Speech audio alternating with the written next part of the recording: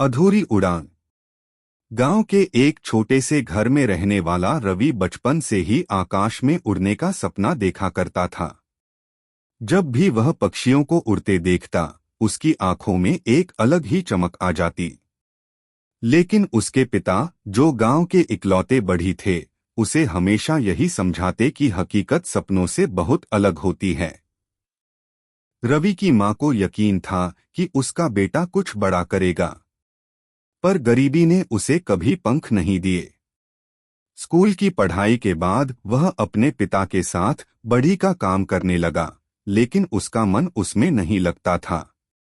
गांव में उड़ने की बात करना एक मजाक से कम नहीं था। एक दिन गांव में एक बड़ा मेला लगा। वहां एक पायलट आया, जिसने बच्चों को हवाई जहाज के बारे में बताया। रवि की आंखें चमक उठीं। उसने हिम्मत जुटाकर पायलट से पूछा, क्या मैं भी पायलट बन सकता हूं?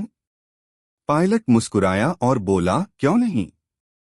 अगर तुम्हारे सपने में सच्ची उड़ान है, तो तुम जरूर उड़ोगे। यह सुनकर रवि ने ठान लिया कि वह हवाई जहाज उड़ाना सीखेगा। उसने दिनरात मेहनत की, गांव की लाइब्रेरी में किताबें पढ़ी और शहर जाने के लिए पैसे जोड़ने लगा।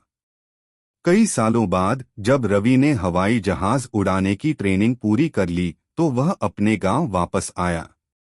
उसने अपने पिता से कहा, पिताजी, आज मैं सच में उड़ सकता हूं। पिता की आंखों में गर्व के आंसू थे।